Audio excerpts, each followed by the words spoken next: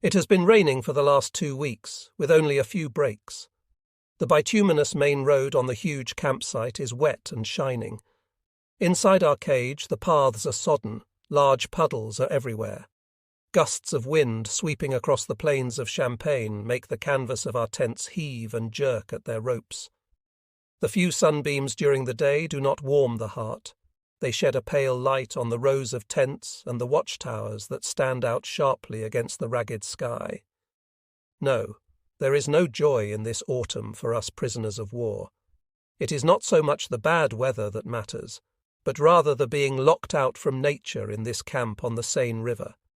There are no woods around this barren place, no leaves whirling through the air, settling on the ground like a red-brown blanket, no bonfires with their sweet smell, and of course no house with a fireplace to sit by and calmly wait for winter.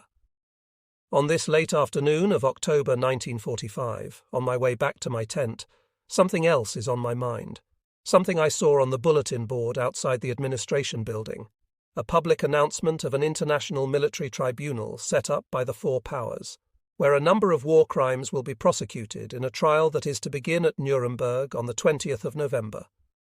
Pete and Walter, my two companions of the last 6 months, lie on their cots in the clammy and cheerless atmosphere of our tent.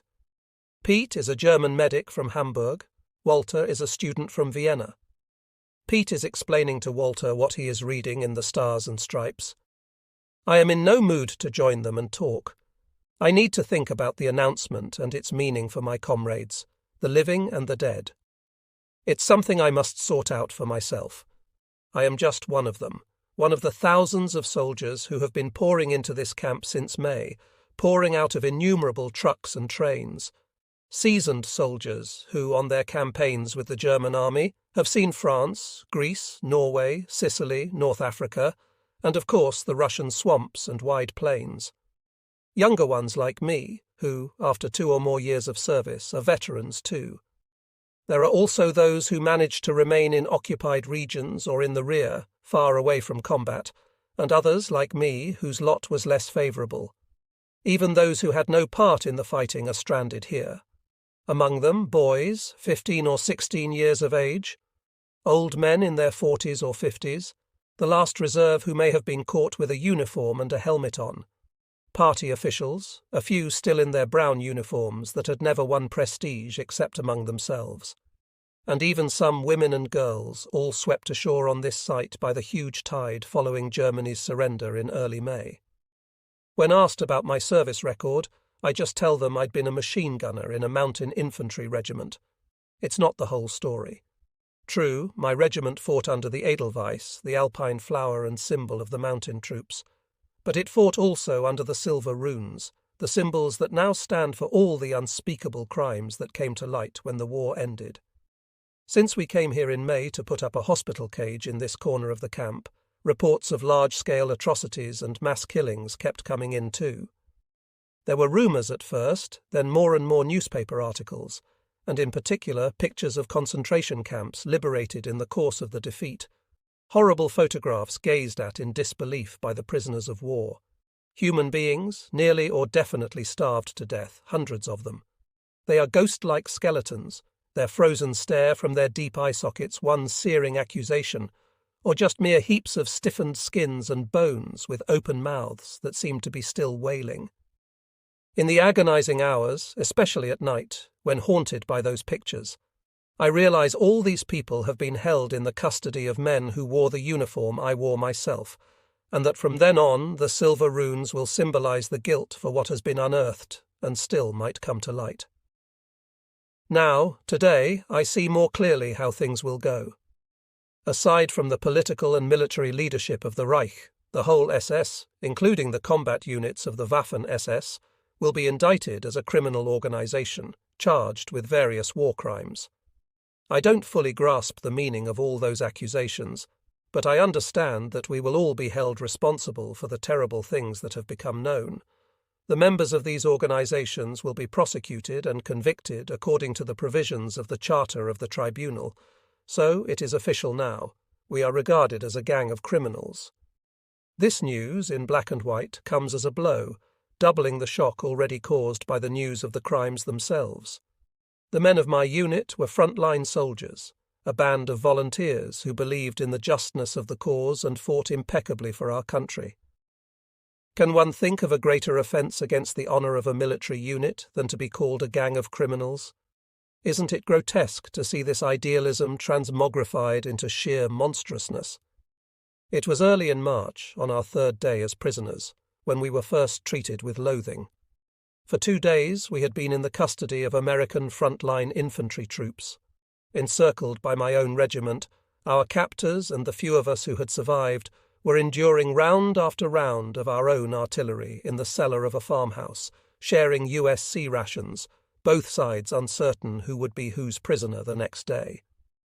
As soon as the Americans had forced their way through our lines, however, they carried us off at breakneck speed to the rear echelon, where the frisking and interrogation began. The first thing we lost were all the outer signs of our pride: the Edelweiss emblems, the collar patches, the cuff bands embroidered with the name of our regiment. They took all our watches, and they took my ring with my family's coat of arms, one of their officers indifferently looking on, impassive as a stone. Then the interrogation began. I was called into the tent first. The interrogator spoke German fluently with a slight Austrian accent. My answers were by the book: name, rank, and, since it was on my cuff title, regiment. Things got tough when I withheld further information on our whereabouts during the last weeks and months, naively relying on the Hague Convention, which protects the prisoner of war's refusal to reveal military secrets. It was an unheard-of impudence. My interrogator shouted and jeered that our troops were known for all kinds of atrocities, for shooting American prisoners in particular. Our rights under the convention were totally forfeited, and that they knew of ways to make us speak. I heard the name of Malmedy and gathered that US prisoners had been shot there by a combat group of the 1st SS Panzer Division, the Leibstandarte Adolf Hitler. So that was why they wanted to know where each of us had been during the months before. For the time being, I was pushed out, the next of my comrades pushed in, and the same procedure began all over again. 10 of us were assembled. We were shoved into a stable and ordered to line up along a brick wall. 2 guards stood in front, brandishing their rifles, fingers at the triggers. 2 sharp commands rang out: hands up behind your necks, turn about, face the wall, all of which was made unmistakably clear to us. The bolts of their rifles slammed shut. I thought, this is the way to make us speak. They'll shoot one of us and squeeze out information from the rest. But no information about our whereabouts can be that important, and they can't possibly risk shooting one and having 9 witnesses to a war crime. All of us, then? No, that wouldn't make sense either. We waited for whatever might happen. Then a sharp command by another voice, something I didn't understand. Another click of the rifle bolts. We turned around and, prodded by the high-pitched yells of the guards, "Come on, come on!" We were driven into a wooden shack where we spent the night like frozen sardines, chilled to the bone. 1 or 2 weeks later, we became the target of a raging mob in Luxembourg. Miserable days lay behind us, days I can only partly recollect under the veil of my own specific misery. Hungry, stiff with cold, and without anything to keep us warm, we vegetated on the tiled floors of some deserted barracks at temperatures about 0 degrees Celsius. I had contracted a really bad inflammation of the bladder, which resulted in almost total incontinence. No medical treatment was available, and the shame of wet and foul-smelling pants added humiliation to my physical pain. Then followed the transport to Luxembourg on open trucks along the winding roads of the hill country, our lunatic drivers keeping one foot on the accelerator, the other left dangling outside. Finally came the triumphal procession of the convoy of captured Waffen-SS soldiers through the city, the narrow streets thronged with angry people. Again and again they threw bricks at us. We quickly retaliated with used C-ration cans, full of urine. At the large square in front of the main station, another crowd was awaiting us. We had to cross the square to continue our journey by train. The guards opened a gap through the crowd. As more trucks arrived, the more restless the mob became. We heard threatening shouts and jeers in French and German. People in front feasted their eyes on our humiliation and threw stones. As we marched through the crowd, the mob surged towards the centre, hurling stones at us as we hurried through the gap. The shouting increased and was mixed with the now anxious, high-pitched yelling of the guards. Meanwhile, the guards had turned their backs to protect us against further assaults of the mob that kept dangerously pushing forward. Military police rushed to the scene just in time, their noisy arrival alone bringing the mass to a halt. We reached the station platform more or less unhurt. I was still naive and would need some more explicit warning before I'd realise that however bad conditions for all of us already were, things for the soldiers of the Waffen-SS would get worse. The warning came from a seasoned army Feldwebel one day at the former French army post at Meilly de Camp, where we had been dumped from the cattle wagons of the train from Luxembourg. It was a huge camp, divided into numerous cages. Brought into one of them, we immediately dispersed ourselves among the crowd of prisoners who were milling around. Rations were so meagre at Meilly de Camp that even the younger and healthier ones among us knew we were likely to die of starvation if things didn't improve over the next few weeks. Once a day, at lunchtime, milk soup was served in large cauldrons. Although thin, it contained at least some solid substance. The tent crews gathered round the various cauldrons, watching the extraordinary ritual of handing out the soup, a procedure supposed to check the wolfish, all-pervasive greed. A person thought to be trustworthy would guide the scoop through the cauldron in an artful three-dimensional figure 8, ensuring that any solid matter would be caught at random. The slightest deviation would immediately cause angry murmurs.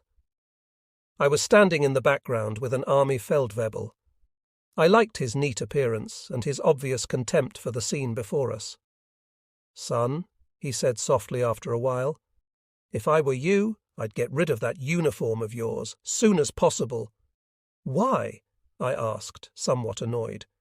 He shot glances at my left cuff, then at my collar, then at my right sleeve, where the insignia of my unit had left faded patches on the fabric. Unmistakable signs of a former member of the Waffen-SS. "Let me tell you," he said. "They've started to search the camp for you guys to separate you from the others. The search is already well underway in other cages. Don't make it too easy for them." He noticed my hesitation and my dislike of the idea. "Say, are you anxious to stand trial as a war criminal and to be sentenced to forced labour? You want 10 years behind barbed wire? I wouldn't spend too much time thinking." With that, he pulled me along to his tent. "Come on, son. I'll let you have another jacket. It should fit you. Belonged to one of the boys in my tent. They took him away this morning. Didn't make it, poor guy." From then on, I wore the blue jacket of the Fallschirmjäger, paratroopers. It wasn't a day I was proud of, but I had been warned, and I told Heinrich, who was still with me. He followed my example. Heinrich was my comrade and companion from the beginning to the end. We would soon be separated, however. One morning, another roll call was ordered. We were lined up in several blocks. The old military discipline still functioned. A German-speaking American officer called up various units of the former German armed forces by name and ordered us to assemble in groups by unit. When a parachute regiment was called, I quickly went over to the group belonging to that unit, pulling Heinrich with me. It was a hot day and the process was drawing out. So we were happy when the order came to take off our coats and shirts and line up in rows. Eventually the segregation began. 2 American sergeants went along the rows, ordering with a wave of the hand each PW to lift up his left arm. Their purpose was clear enough. They were looking for blood group tattoos in the armpit, the distinguishing marks of the members of the Waffen-SS. Many a sinner was selected this way. Heinrich was among them. All of them were waved over to a group assembled under extra guard. As luck would have it, I had never gotten that tattoo. I was on a one-day pass when our training company in the Alps underwent the procedure. My father had come for a surprise visit on his way from the Eastern Front to Italy. Later on, the matter had been forgotten. Now I am in this hospital cage, serving as an interpreter. It is my duty to accompany the German doctors and their American superiors on their daily visits through the wards set up in a row of 11 tents. Sometimes I am taken out in a jeep with one of our doctors to another cage. But I have never gone to the war criminal cage, which lies at the opposite corner of the camp. I saw it only from a distance, the last time 2 months ago. There was shouting as on a parade ground, and we saw squads of PWs running about. The guard said it was normal routine in US Army penitentiaries to keep the convicts running all day long, and the punishment for the slightest misdemeanor was draconian. They say the inmates of that cage are members of the Waffen-SS, and they will have to stand trial at Nuremberg. Only rumors?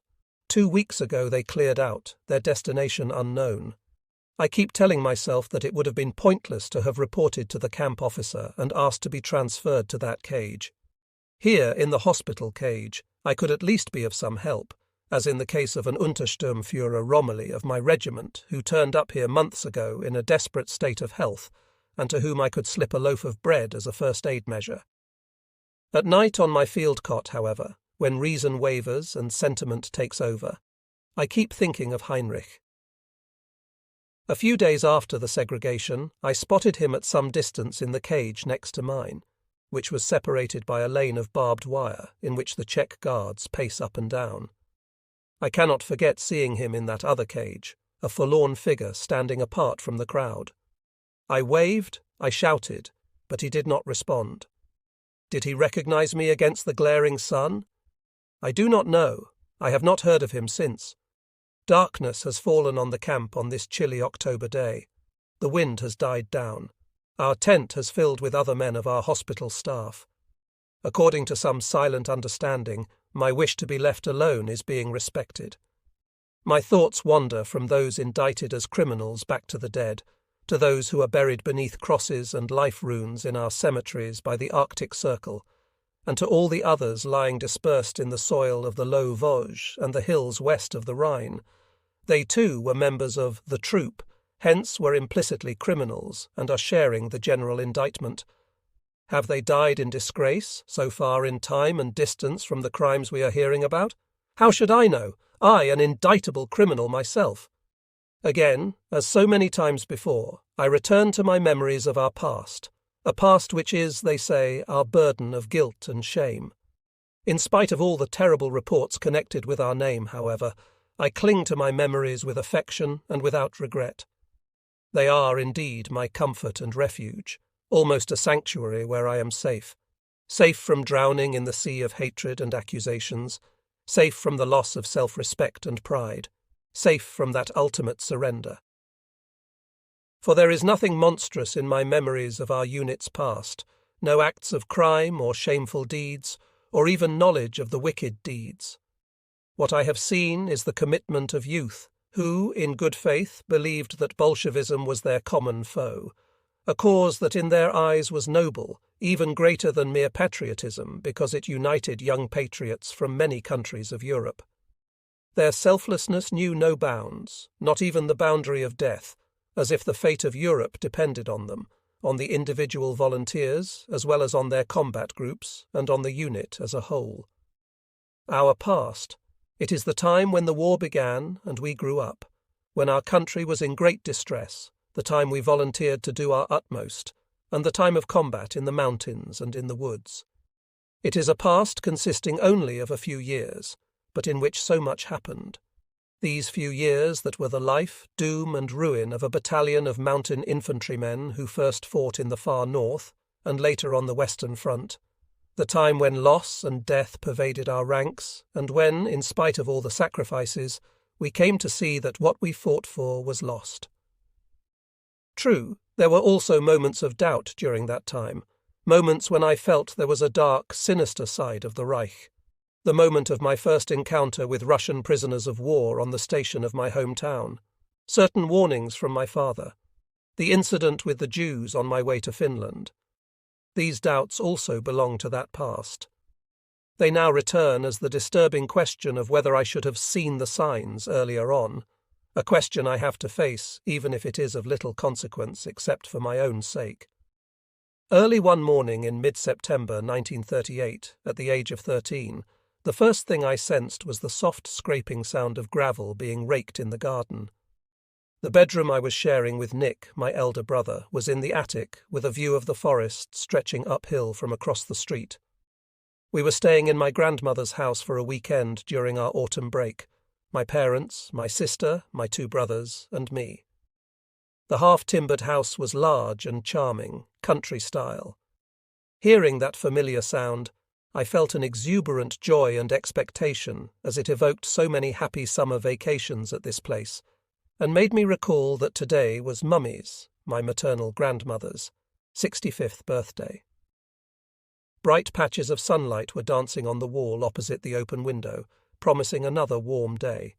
I jumped out of bed and, in pure bliss, looked down where old Brackle, Mummy's gardener, was busy with his rake on the bend leading from the gate to the house, eager to impress with an immaculate appearance of the property. On such a day, he was drawing fine parallel lines with his rake on the thick layer of yellow-brown gravel. Stena, my mother's younger sister, leaned over the parapet of the loggia. Clad in her light blue dress and a white apron, she looked up to examine the weather. "Hey, you!" she shouted when she spotted me. "Good morning! Come down! You can make yourself useful and help me set the table. I think we'll have breakfast on the loggia." "Coming!" I shouted back.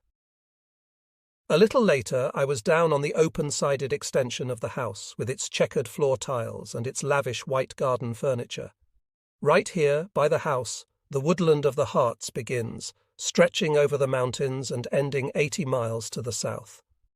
The forest, from its mosses and ferns, its brooks and streams, exudes a strong smell of amazing freshness, comforting and invigorating, so familiar to us whenever we returned to the Brookmans' house at Hardenberg. Stena's realm was the household. Unmarried, like her older sister Ida, she lived with Mummy. Down at the loggia, the two of us were setting the table with special care on this particular day, laying out the white and blue china on white linen, flanked by ample silverware, and accompanied by an abundance of flowers. What later arrived on the table was rather modest in comparison. Bread and rolls, butter, several kinds of jams and jellies, all homemade, and, of course, hot steaming coffee with cream. Meals with the Brookmans were a welcome opportunity for a pleasant setting for a simple diet, rather than an occasion for indulging in the joys of the table. In the absence of meat, eggs, bacon and cheese, a generous silver bowl full of criss-crossed little balls of butter, all skillfully rolled by Stena, was typical for breakfast with the Brookmans. Habits like this were observed rather strictly, even after there were no longer any maids in the house.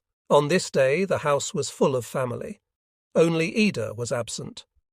Beside my own family, a complete set of 6, there were rather unusual guests. Peter, my father's much younger brother, and his Swedish wife Greta. They had arrived 2 days ago on their way from London back to Stockholm, where they lived, to see the family. Meanwhile, all of us were assembled at breakfast. Mummy, calm and composed, always the unquestioned figure of authority, presided. Stena, in her somewhat sullen way, saw to it that breakfast went smoothly. My mother, arriving a little late as usual, chatted with Greta, her eyes resting affectionately on her sister-in-law. My father and Peter joked about everything they came across in their conversation, and now and again Peter roared with laughter. At that, Mummy showed subtle signs of annoyance, as she used to do as soon as the Voss family, that is, my father's, was about to gain a certain predominance at her place. Between breakfast and the time other well-wishers were expected, I strolled through the garden with Nick. It was a charming piece of land, a property of which the Brookmans had always been proud. With its 2 wide lawns and old trees, its gravel paths bordered by neatly clipped shrubs, and its 2.5 acres, it was really more of a little park than a garden. A lovely pavilion overlooked one lawn, a spacious rotunda with a dream of a Venetian chandelier inside, a gift to my grandfather from Mr. Siemens, an industrialist. For us children, the garden was an exciting playground. There was the fully furnished witch house my mother and her sisters used to play in as children, an apiary, a hay barn, a deserted pigsty, a chicken yard, a former tennis court, by then already used for bonfires at Easter, and hidden in a remote corner a luftbad, or open-air bath, which I now consider an early and bold step of my grandparents into the modern age. Last but not least, there were plenty of apple, pear and cherry trees, as well as a large walnut tree. "Say," Nick asked as we sat on the steps in front of the pavilion. "What happened yesterday on your trip in the mountains? I overheard Father making some remark to Mother this morning, something about Uncle Peter. I couldn't make out what it was about." I sensed Nick's curiosity about an incident that was as amusing for me as it was embarrassing for others. We had been in the mountains the day before, a party of 8, my parents, Peter and Greta in our car, and friends of the family, Philip von Bergdorf and his sister Nora, who had taken me with them in the Bergdorf's car. Nick had stayed behind, repairing the radio to make sure that we would be able to hear the Führer's speech that evening. I wanted to hold Nick on tenterhooks for a while, so I went back a bit before coming to the point. "We had a great time," I said. "It was still rather warm, and we went bathing in the Bodebrook, the 3 of us, Philip, Nora and me. The water was ice cold, but it was fun all the same. Philip and I tried to catch trout afterward. We could see them standing underneath the embankment, but as soon as we tried to grasp one of them, they darted off. The picnic was great, and later on, following Father's old passion, we went looking for mushrooms." Nick pressed on, saying that all that wasn't what Father could have meant. "No, that was about Uncle Peter during the Führer's speech," I said, and then I told him what had happened in the village inn. We had stopped there for a bite to eat. My father had ordered a large pan of scrambled eggs, 3 eggs for each of us. People were gawking when the pan, a real monster, came to the table. We hadn't finished our eggs yet when the radio was turned on for the Führer's speech, and people immediately fell silent and listened. First, Hitler went to great lengths as usual about the party's rise to power. Peter felt disturbed by the radio and tried to keep up our own talk. That earned him angry glances from the other people in the room, farmers, woodsmen, and a few women, all of whom were generally good-natured people. When Hitler eventually came to the Sudeten issue, his voice became louder and louder, and one could imagine him up there on the platform at Nuremberg, shaking his fists in front of the thousands of people. That was when Peter started his little joke. He blackened his upper lip with a burnt cork and pulled his hair down across his forehead. It all went very quickly, and when I looked at him, he was already mimicking the Führer, pulling a furious face and using the people for an audience. It didn't last long, but the people hadn't failed to see him, and now became really angry. Mother, too, was furious. Sitting next to him, she pushed her elbow into his side. "Are you mad? Stop that nonsense," she said. "Really, you aren't in England or Sweden." He stopped right away, but one could see that he had enjoyed his little show. My father quickly asked for the check, and we took off even before the speech was over. Nick shook his head. "Unbelievable. He really is impossible, isn't he? Now I understand Father's remark. Quite a performance of Peter's last night." And Mother snapping back, "Who does he think he is?" Peter, our tall, elegant, always cheerful uncle. For me, he was an exciting figure whenever he turned up, seldom as that was, from another world that was strange and attractive. Cheerful and somehow different, both brothers were easy in their way with others of whatever level, background or rank. Peter was born in Bundaberg, Australia, and my father in Sydney. 10 years the elder, my father had spent almost his whole youth there and had difficulties with German on the family's return to Germany. It was Peter who was now accustomed to travel with a British passport, a thing unthinkable for my father, who had been an army officer in the World War. After graduating from the University of Vienna in the middle of the economic crisis of the 1920s, Peter had turned his back on Germany to make a living in England. Now he was representing a British firm in Stockholm. It is hard to imagine someone more cosmopolitan and urbane. In Greta, German-born but later adopted by her stepfather, a Swedish surgeon, he had found his match. She was an attractive, sporting woman, a trained pianist, and, what counted more to me, a former tournament field hockey player. Who, indeed, was he anyway? Nick and I were sitting on the stairs to the pavilion, or the temple, as it was called by the family. Nearby, a group of thuya trees formed a semicircle against the wall of the temple, closely surrounding a small corner. Here, in the darkness of the niche, there was a simple wooden cross, its epigraph. Oberleutnant Gunther Bruckmann, born December 4, 1895, killed in action in Volhynia the 20th of July, 1917. Somehow there were always fresh flowers at this place of remembrance. I knew well the pleasant image of Mummy's only son in his lieutenant's uniform from the photograph on my mother's bureau at home. On that morning, I first had a faint notion of how differently members of my family were involved in past and present world affairs. Unlike my parents, Peter was not emotionally entangled in the war that had ended 20 years before, nor had he, most probably, perceived the post-war order as most Germans did, that is, as nations divided between winners and losers. The war had not been the decisive experience of his youth, as it had been for my parents. If Hitler addressed this post-war order as unsustainable, as he had done in his speech the day before, his dramatic style of stirring the masses may have been for Peter an object of amusement. Certainly this wasn't my parents' way of seeing it, however. For all his outward mocking attitude towards politics, even my father's deeper layers of consciousness were touched by the subject, layers of which the wooden cross by the temple was a token. My father's strong dislike for any form of big talk and of displaying one's convictions had made him pass over Peter's levity. My mother, in comparison, was more outspoken. It was Mummy's day, though. Later that morning she stood in the library, chatting and receiving congratulations from well-wishers. Her small figure was clad wholly in black, as was the custom with widows. Her only concession to this special day was her white collar being a bit more generous than usual.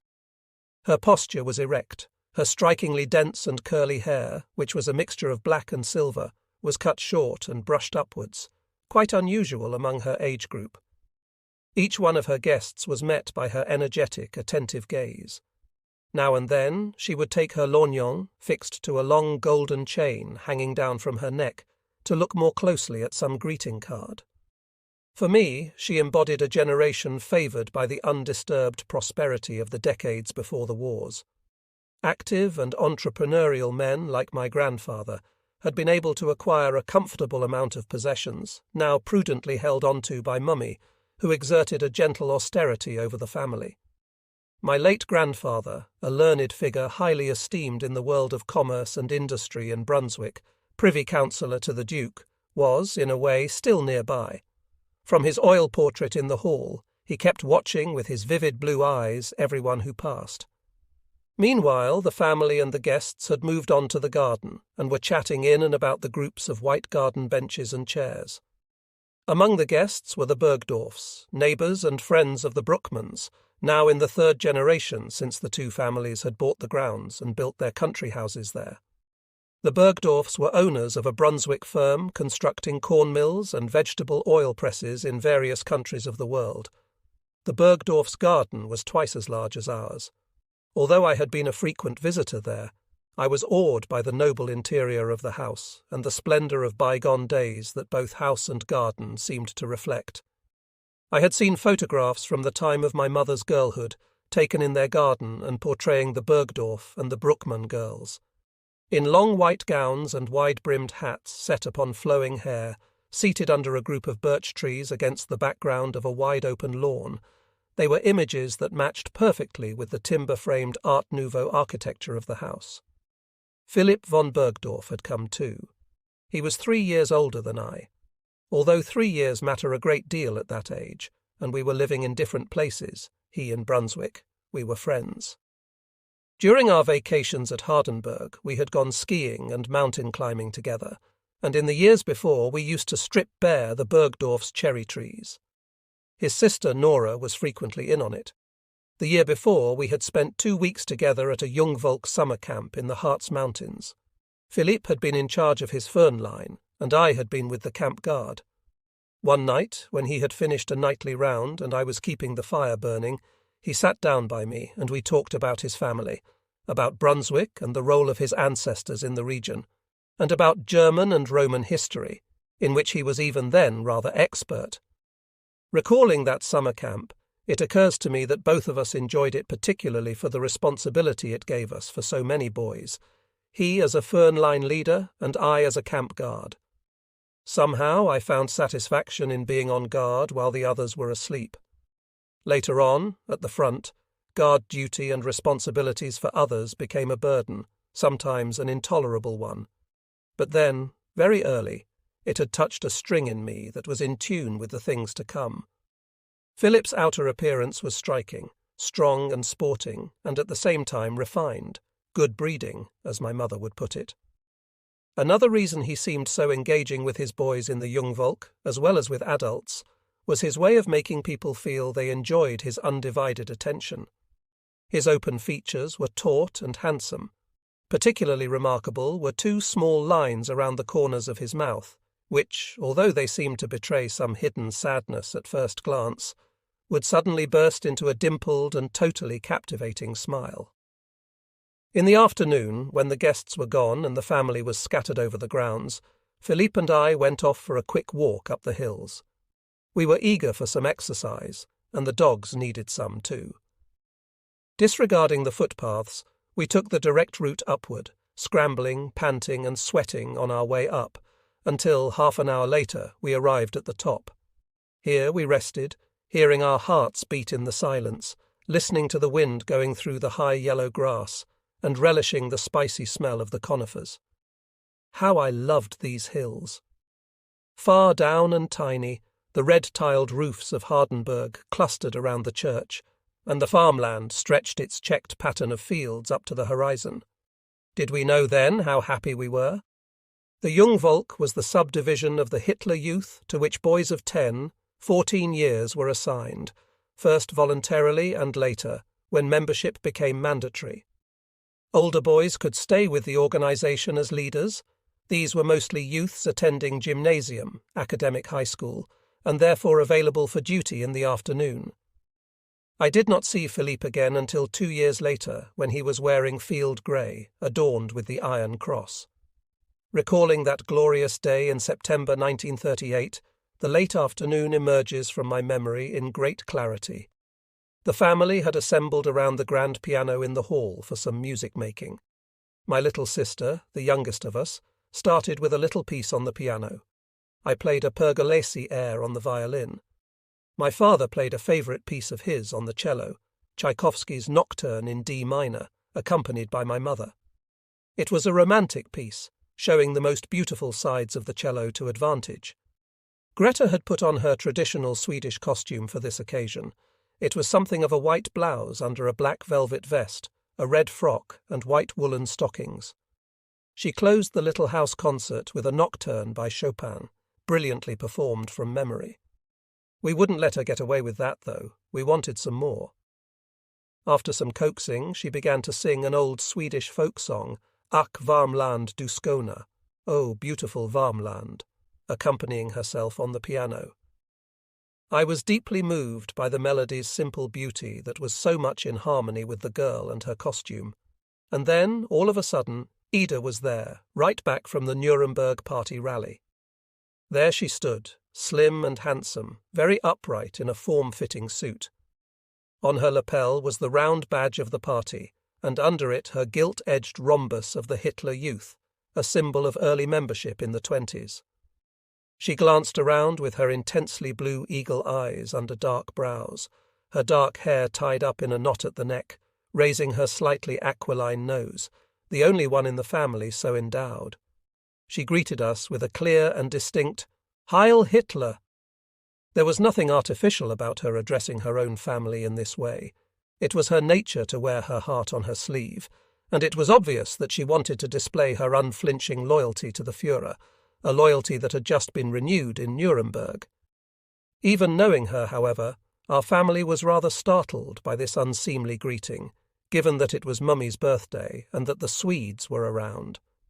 She then gave Mummy a warm hug and went around to say hello. When it was Peter's turn, he met her quite earnestly with an articulated, "Heil Hitler, dear! How good to have you safely back!" My mother, knowing the two brothers only too well, stopped my father just in time from competing with Peter in this game that might have made things awkward. Dinner was all harmony for a long while. The family, sitting around the large table in the hall, patiently let Ada give her account of the events during the last several days at Nuremberg. She was proud of having been there, of Värmland is a province in southwestern Sweden, having been a witness to the rallies, parades, and even, at the close of the rally, to a midnight große Zapfenstreich. It was obvious that in her view she had witnessed a historical event. The family naturally was patient with her enthusiasm, but in the end, the political controversy generated by the tense, hectic world diplomatic situation spoiled the atmosphere at our table.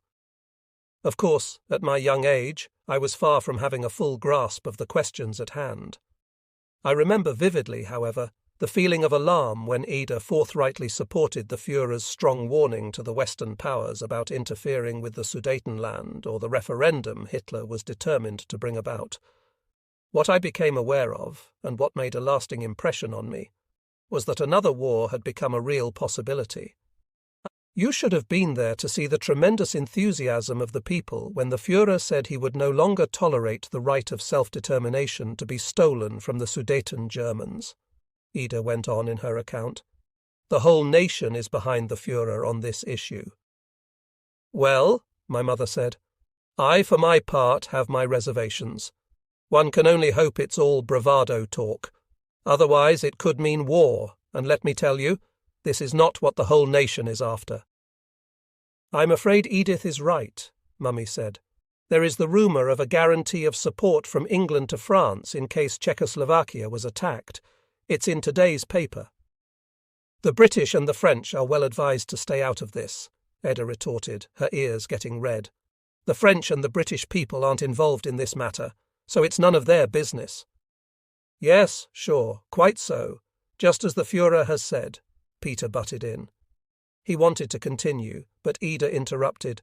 And right he is. I hope he made himself understood last night. Maybe he is wrong, my dear, Peter continued. Maybe it's the other way around, and that he is meddling with a business of theirs. Isn't Czechoslovakia their child, after all? Maybe they're just looking after it, just as decent parents are supposed to, and they just don't want other people telling their child how to behave.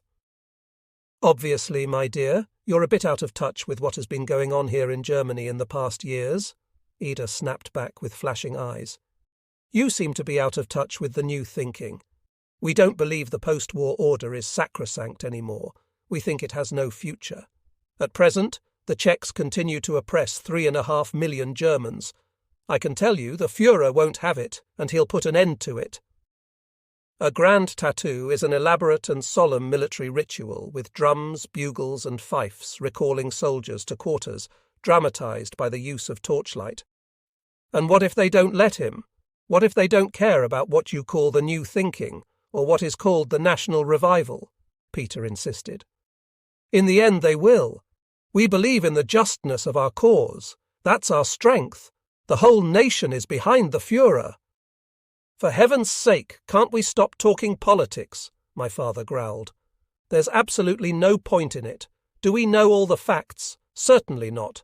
And since we don't, does it matter what we think should be done? Please stop behaving like politicians, as if it were for us to make decisions. Really, I hate that. But Ida, once she was at it, would not give in. What I hate are the arch-skeptics, the non-stop grumblers who doubt the Führer's good judgment as soon as a crisis is in sight. That is what has to stop. If this is going on, don't count on me, my father muttered, about to leave the table. Somehow my grandmother managed to avoid a break-up of our dinner and ended the discussion.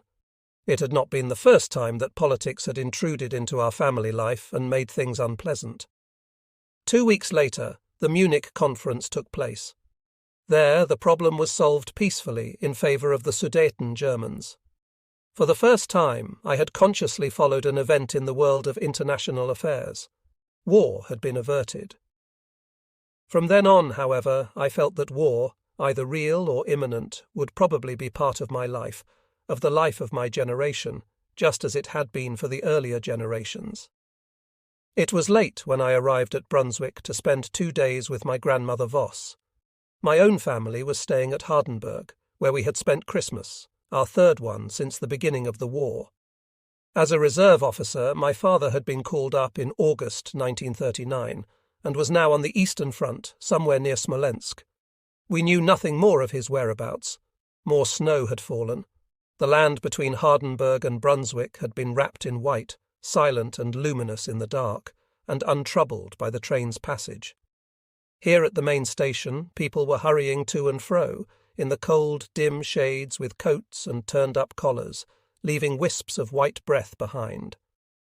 Out on the square, I was immediately struck by the city's changed character, quite different from the stimulating vitality of pre-war days. Now, in early 1942, the blackout, the snow, the muffled traffic noises and the dimmed headlights of the automobiles and streetcars added up to a theatrical unreality. The strange atmosphere wasn't altogether oppressive. One could sense the system of urban life still in motion, but somehow this life seemed to flow underground rather than on the surface. It was the war news that weighed heavily upon people. First, Pearl Harbor and the awareness that now, at last, we were at war with the United States too. Then, at the same time, but much more disturbing, the terse bulletins of the High Command of the Armed Forces, which had more or less disclosed that the Red Army's counteroffensive was shattering the centre of the Eastern Front. The heroic language of the press, gigantic battle of defence, for instance, scarcely disguised a dramatic turn for the worse. Everyone thought of our soldiers out there, first stuck in the autumn mud, and now fighting for survival while exposed without decent winter equipment to the cruel Russian winter, with temperatures between -20 and -30 degrees centigrade. Looking from the train at the whiteness of the land, pictures that had earlier taken shape in my imagination while I was reading Sienkiewicz's novel 1812 came back to me. Scenes of an army in dissolution trying to escape the merciless blows of the Cossacks and the desolation of the wide expanses of Russia. Then there was the dismissal of Field Marshal von Brauchitsch from his post as Supreme Commander of the Army only a week before. The Führer himself had taken his place. Health reasons had been put forward, but in view of the worsening situation at the Eastern Front, for some, the connection between the two events was obvious. My uncle, Wolf Voss, was aide-de-camp to the Field Marshal. What secrets might Wolf know? How was he involved? Would he go with the Field Marshal? Walking in the blackout made it difficult for me to find my way to my grandmother's house. One could hardly discern the different lanes and alleys in the heart of the town with its steep, timber-framed gables that looked so beautiful in daylight but now seemed swallowed by the darkness.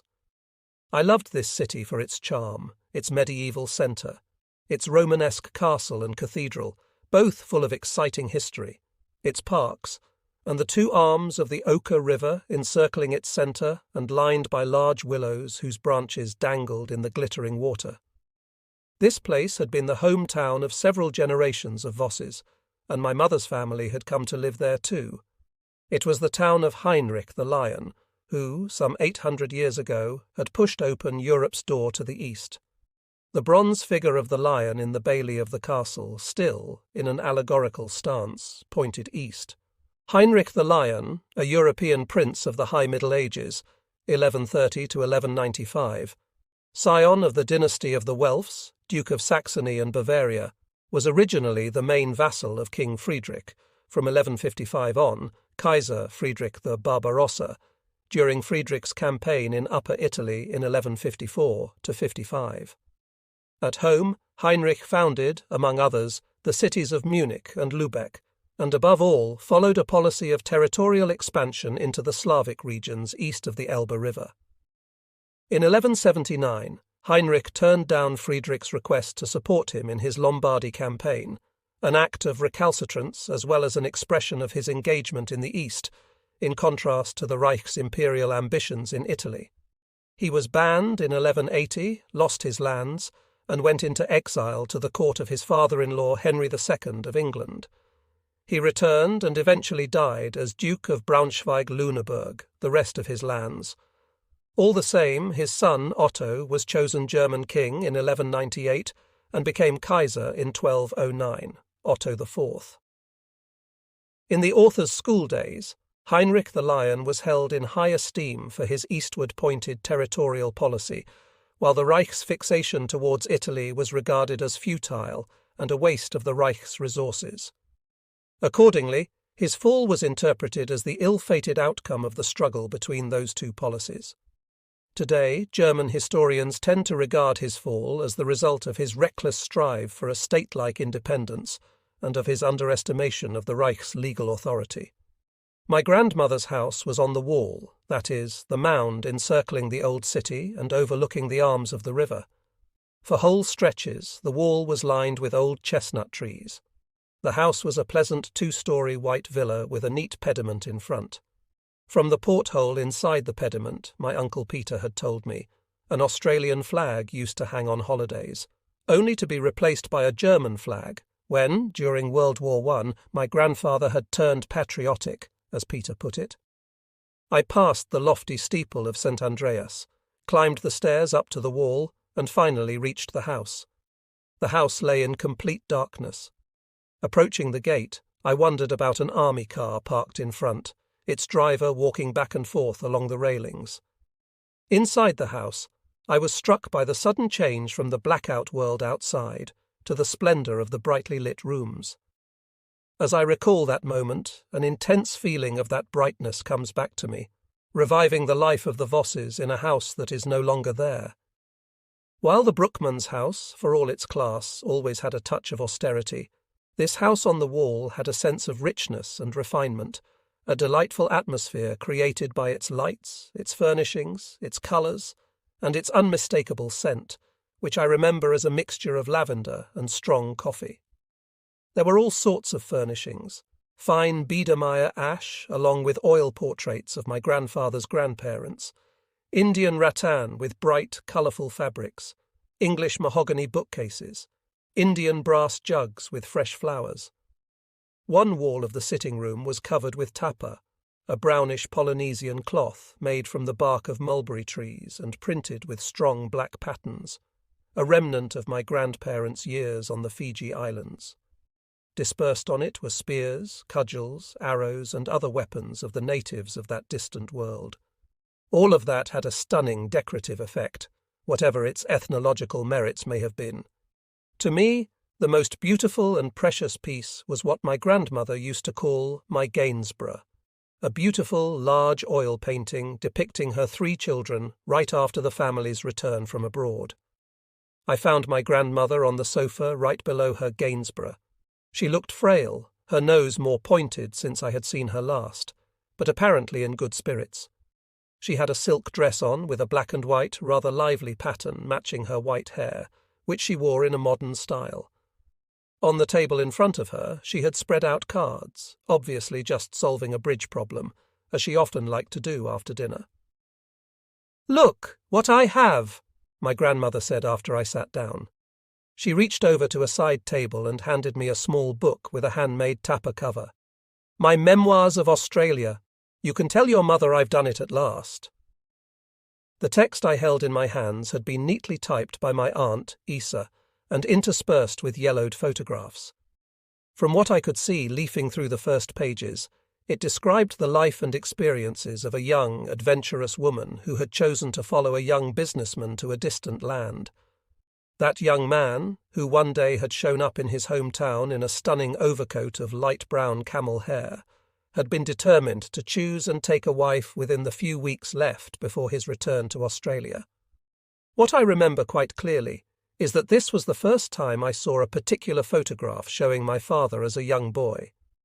He was bent forward on splayed legs, a straw hat cocked jauntily back on his head, and happily munching a slice of a large watermelon as his Aboriginal nanny looked on with a wide grin. The moment I saw that picture, I was struck by an insight, corroborated many times after, an acute sense of the transient nature of the stages of man's life. How fragile was the image of the happy boy with the straw hat against the background of the later, no less fleeting periods of his life, as a German artillery officer in World War I, as a father of a family between the wars with new, if humbler, expectations, and then, again, as an officer actively engaged in a life-and-death struggle deep in the Russian steppe. What, then, is man's identity? What is my own? Only much later would I ask what the youngster playing violin in Mummy's Hall had to do with the youth in combat blasting away with his machine gun only a few years later. "Guess who is here?" Isa said, coming in with a supper tray she had prepared for me. Behind her, Uncle Wolf was entering the room. I sprang up, electrified, feeling myself, young as I was, hooked to the power of history. For because of his closeness to Field Marshal von Brauchitsch, I saw him as an officer constantly involved in decisions of historic significance. For the family, however, his arrival couldn't have been that extraordinary, because he had been a frequent visitor to the house before the war. Wolf was an imposing figure. Not very tall, his build was all the more erect and lean.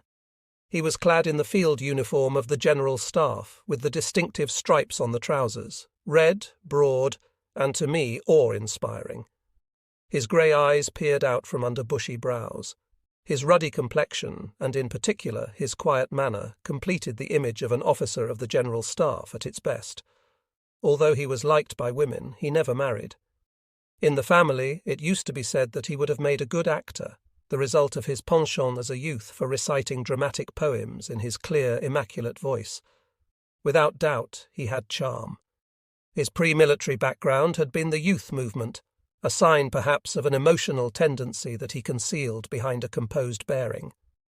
On this evening, he gave no sign of the deep concern he must have felt about the developments in the East, and within the High Command in particular.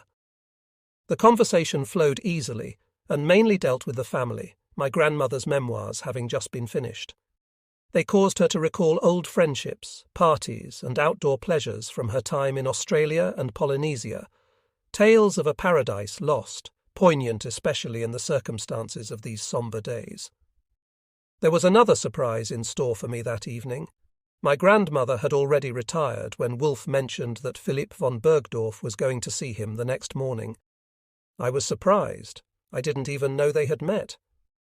He explained that he knew Nora, Philipp's sister, who worked with OKH, Oberkommando des Heeres, the High Command of the Army, in Berlin, and that he had happened to meet both of them a few days before.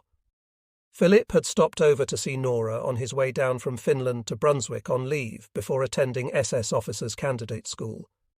Wolf said that he himself still had rather close ties to Finland since the end of World War I, and had asked Philipp to let him have some direct information about the warfare in the north. Wolf intuited that I would like to see Philipp again, and suggested that I join them on their walk the next morning. For the rest of the evening we talked about Finland, Wolf responding with patience to all my questions about his special relationship with that country. I was captivated by his outline of the Finnish fight for independence, first when in 1918 the Bolsheviks tried to overthrow the new Finnish government, and then 20 years later in the Winter War after the Russian invasion in 1939. He still had many friends among the Finnish officer corps. This unequal struggle between dwarf and giant was fascinating for the bravery and resolution of the people and soldiers of this small country. At the same time, it seemed to me to be a variation of the struggle between white and red, described by Edwin Eric Dwinger in his novel of the same title. I had devoured that novel a year or two before. It had impressed me as a story of the struggle between good and evil, and had strengthened my conviction that the arch-evil in this world was Bolshevism. On that evening in Brunswick, I could not foresee that this conversation would be a prelude to an experience I was to have myself, but it was in that conversation with Wolf that the ground was laid for my sympathy and affection toward that country and its brave folk. The next morning, the reunion with Philipp was warm and hearty. During the last few months, he had been with a mountain infantry regiment in North Karelia. He was wearing their uniform with the insignia of a corporal. In the buttonhole of his tunic, there was the ribbon of the Iron Cross 2 days class. He had become even leaner and more mature, a shade more grave, perhaps. The 2 lines about his mouth had become a bit sharper. In our conversation, though, his old winning smile still flitted over his face as it had 2 years ago. Our former relationship, however, the one between the older and the younger leader of the Jungvolk, was gone. There was an air of remoteness about him. Perhaps it was my own feeling of distance from the soldier in the front line, my own consciousness that it would still take some time until I would share his soldierly duties in this war. The 3 of us, Wolf, Philipp and I, went off for an hour's walk on the wall. To me, Philipp's account of the fighting in North Karelia sounded like Red Indian tales. The Gebirgsjäger, or Jäger for short, as the mountain infantry were called, roamed the marshy tundra and the wooded taiga wilderness, far from their bases, with their supply dependent only on endless mule trains. There were ferocious encounters with Ivan, often man-to-man, relying on infantry weapons only, all of that taking place during the long summer days swarming with mosquitoes, and later, as winters begin early in the far north, in the merciless cold and almost constant darkness. I gathered that the joint German/Finnish campaign initially was directed against the railway line connecting the ice-free harbour of Murmansk to Leningrad. But it was only much later that I recalled and understood the meaning of Philip questioning Wolff about future operational intentions with respect to that line. Wolff's response was cautious and indirect. He said something about there being no alliance between Germany and Finland, and that Finland was not at war with England and the United States after all, but that this situation was likely to change if that railway line were taken. At that time, it was beyond my grasp that the two brothers-in-arms, as Finland and Germany called their relationship, could have different war aims. Philip stayed for lunch. At the table, we talked about my Uncle Peter's and his family's precarious situation in Stockholm. He had been sacked by his British employers. So much had been clear from his letters to his mother. There remained, however, some mysteries in their correspondence, which apparently were hard to explain in writing. He was considering returning to Germany because, so far, he had not succeeded in finding a suitable position elsewhere. My grandmother encouraged his return, although such a step would for him mean military service in a conflict in which we knew he had no desire to participate. My image of Peter and my understanding of his life underwent a sobering change. Peter, the cosmopolitan, born in Australia, graduated from the University of Vienna, married in London to a Swedish girl, travelling with a British passport, had designed for himself a life without regard for political borders, or at least a regard which was more and more insignificant. Now this course of life had reached an impasse. Suddenly he found himself subjected to new regulations made for nationals rather than for cosmopolitans. Borders had become immensely important. And where did that leave him? After lunch, Philip stayed on, undoubtedly to get Wolff's assessment of the situation at the Eastern Front. Tacitly, I was permitted to listen in. We settled down in a corner of the sitting room. Outside dusk was falling. In the twilight of the room, the features of the two soldiers became more and more obscure in the course of Wolff's gloomy account of what was happening in the East, in Army Group Centre in particular. Anything could happen, he said. The High Command could only hope that the front line would hold. When the Russians had started their counter-offensive early in December, it had been too late for an orderly withdrawal to a more favourable line, so they had to hold on and order the troops to hold their positions wherever they were. All odds, Wolff said, were against our troops. Outnumbered by fresh Russian reserves clad in fur-lined winter clothes, our soldiers were exposed to both the attack of fresh troops and the worst Russian winter in memory. The High Command had to call for the utmost from the troops to prevent disaster, to demand that the ground be held at all costs, disregarding the soldiers' exhaustion from the autumn fighting in the mud and the lack of proper protection against the winter's cold. Sometimes it looked as if Wolff were about to stop his gloomy appraisal, but the familiar surrounding of the house and Philip's trustworthiness seemed to diminish his normal restraint, and he continued his account.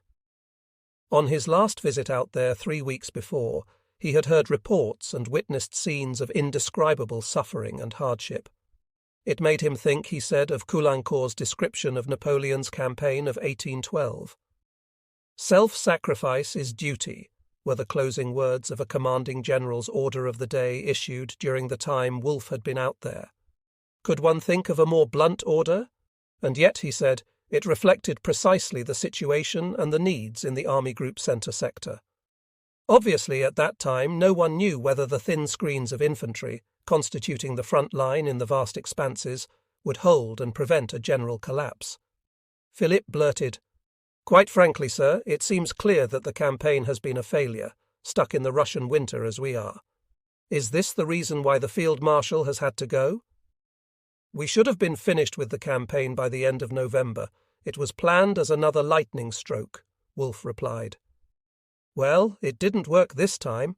Now we know it will be a long time before it's over. Fresh Russian armies may continue to arrive on the scene, and the Americans will probably provide support via Murmansk, if our navy and the Luftwaffe let them. We underestimated the Russian strength and the endurance of their troops. And moreover, there have been quite unnecessary delays with important decisions, certainly not the fault of the Field Marshal. Anyway, he's a sick man. His heart, the strain has been too much. Do you think the war can still be won? Philip asked in a subdued voice. Wolf hesitated. His silence became awkward. To be quite frank, I can't tell you because I don't know, he said at last. As I just have said, now the odds are against us. And what is true of the Eastern Front is, in the long run, probably true for the overall situation. Seen from the view of a staff officer, our prospects are at least dubious. He went on to muse about something he said he couldn't explain. There had been great doubts on the part of the General Staff about other campaigns in the past, very well founded in facts and figures. Yet still, somehow, in the end the Führer had always succeeded in dispelling those doubts. His gift of reassuring his entourage and visitors to his headquarters came close to magic. He said he had seen it happen more than once, and added, "What's more, until recently he's always been right, against all odds." We were now sitting in complete darkness. None of us had given a thought to putting on the lights. Philip remembered that he was supposed to leave. He rose. Wolf and I got up also. "I am most grateful, sir, for your confidence," Philip said, standing in front of Wolf, very erect, as if to suggest that this exceptional hour of frankness had now to be replaced by normal military conduct. "It may seem odd, but in the end I feel encouraged by your frankness rather than disheartened. We must believe in the things that cannot be explained. What else can we do, sir, after all?"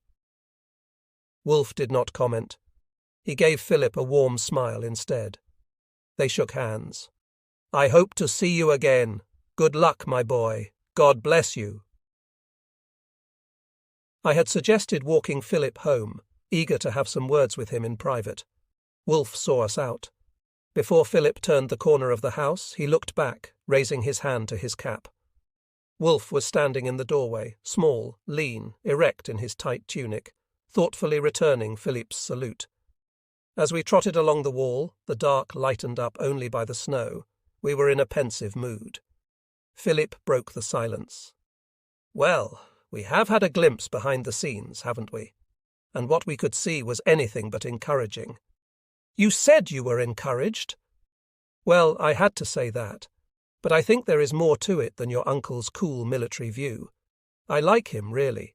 He's impressive and at the same time neither aloof nor condescending. Like many other military men, however, he appears to look at this war as a game of chess. 2 adversaries, one white, one black. The next game, it's vice versa. It's all the same. Once you see you can't win any more, well, that's it, the game is over. In war, I'm afraid, their cool conclusion is, stop all unnecessary suffering and sacrifices, seek peace immediately. Now, Philip, that's not what he said," I interrupted. "No, of course not, don't get me wrong. What I'm trying to say is that we can't look at this war in the East as a game played by the rules. It's the clash between culture and nihilism, between the values of the Occident against the negation of all values of the past. No rules are acknowledged on the other side. The only rule they acknowledge is the rule of the proletariat. Look at the innumerable crimes committed in that name. They have slain millions of kulaks to eradicate private property, 12 million in the Ukraine alone. They have turned churches into pigsties to get rid of God. They have trampled all values upheld before their own calendar began. Then they have started to murder their own kind. And from the beginning, they were determined to take any opportunity to impose their system on the West. First, they tried in Germany, then in Spain." He was speaking quite dispassionately, as if talking to himself rather than to make a point against Wolf. So I let him go on and listened. "If you think of it, it's Europe as a whole against Bolshevism. Germany is its spearhead, and for good reasons indeed, for its most perilous position, for its will to stand up against the threat and for its leadership. It's no game of chess, no joust between knights in shining armour, no war to be won by military strength and professionalism alone. At heart, I agreed with him. Again, dwingers between white and red came to my mind. I had heard similar words before, however, from quarters not held in high esteem in my family. Propaganda talk from the wrong persons in their yellow-brown uniforms, using their self-important, puffed-up language. So I spontaneously took on the role of the devil's advocate. Don't you think the rules of military professionalism are paramount in times of war? I think it's dangerous to predict that Weltanschauung, worldview, will dominate military professionalism. Would Weltanschauung help the soldier out there in the cold? I asked somewhat harshly. He was quiet, then said, "We need both. High military proficiency and a broader view than just another war between European nations fighting out their old rivalries. The vision of a Europe as determined as Germany is to keep out Bolshevism, a vision other young Europeans are ready to go to war for. Young idealists determined to make that commitment. Your uncle may be right.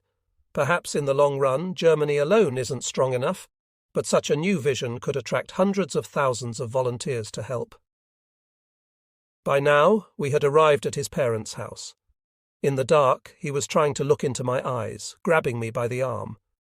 "Do you think I'm talking propaganda? Well, I'm not. That vision is already being realized. Volunteers keep coming in from almost all parts of Europe: Norway, Sweden, Denmark, the Netherlands, Belgium, France, Switzerland, the South Tyrol. They all have been incorporated into the Waffen-SS, which is about to form Germanic divisions. Soon the forces of the Waffen-SS will be fighting not only for our country, but for our common European heritage." I felt carried along by his enthusiasm, anxious to hear more. He talked to me about young soldiers, all volunteers, about modern warfare of small groups of infantry operating on their own, and about their young officers he had met, their high military proficiency, picked from battle-hardened frontline troops, some of them already highly decorated. On his way back from Karelia, he had been in touch with them in Berlin. Obviously, they had deeply impressed him as a new elite emerging in this war. "These people," he said, "are totally different from everything we knew of the General SS, not to speak of the party people." Suddenly, our old relationship was restored. Here was something new and exciting that we could share. Listening to him, I almost forgot that he was serving in the army. When I said so, he confided to me that he had just initiated his transfer to the Waffen-SS and hoped to be assigned to attend their officer candidate school before the end of his leave. His family didn't know yet, and he wasn't sure at all about their reaction.